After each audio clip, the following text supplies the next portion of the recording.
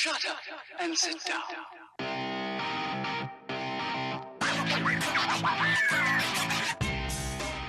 Welcome back, Superbike fans. Hey, today we are checking out the new game from Kiloton Racing and Big Ben Interactive, TT Isle of Man Ride on the Edge 2.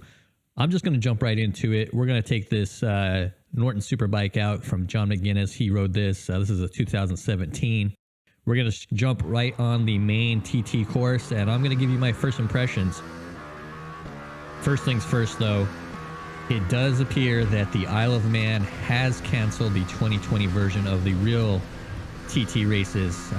They were supposed to go off in June.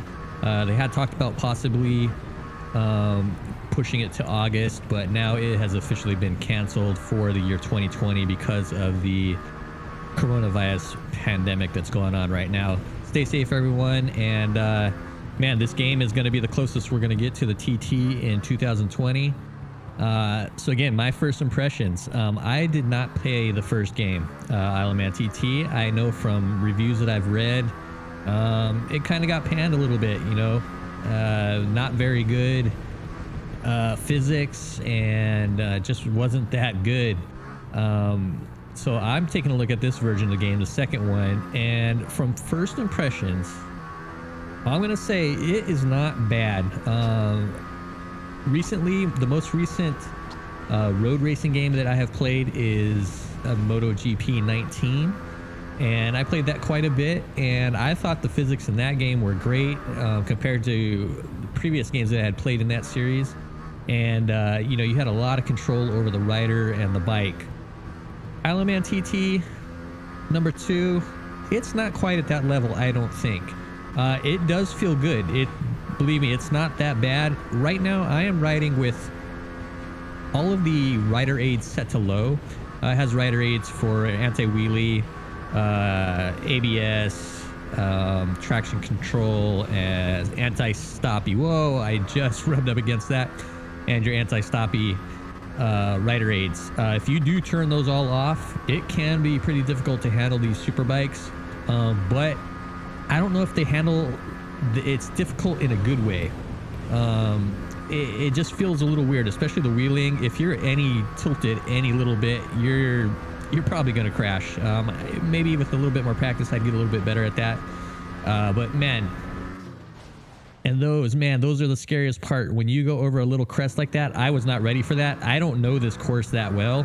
Man, these guys that are pros that are doing this for reals, to remember every single corner, every little hill, every little bump on this course is pretty amazing. And they have the biggest set of berries that I would have ever seen, man. And it is the thing I really like about this game. The physics, like I said, aren't that bad, aren't that good. Is the sense of speed. The sense of speed, because of the narrowness of this track, with these trees, these bushes, these walls, these houses, going through these little villages, you don't get that same sense of speed in a game like MotoGP from Milestone, because you're on a big, huge ass FIM approved track that's so many meters wide. It's got gravel runoff areas.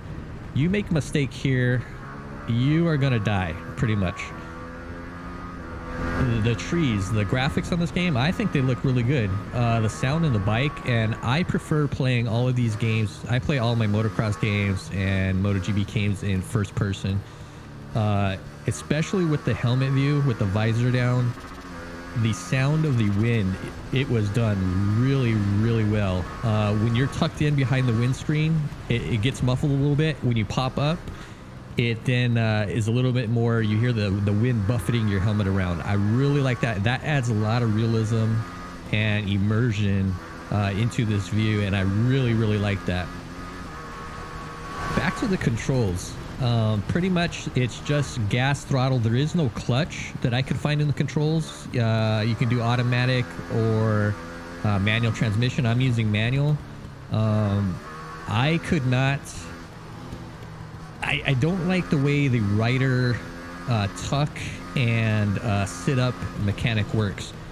He seems to tuck no matter what. As long as you're off the brakes, if you're on the gas, he's tucking. You can press forward or back. It's supposed to be forward is supposed to be tucked in behind the windshield, and I imagine that would help on a little bit helping with the wheelies when you go over those little rises. But you cannot sit up unless you're on the brakes. You can pull back on the left stick or whatever you have it mapped to, and then you will sit up.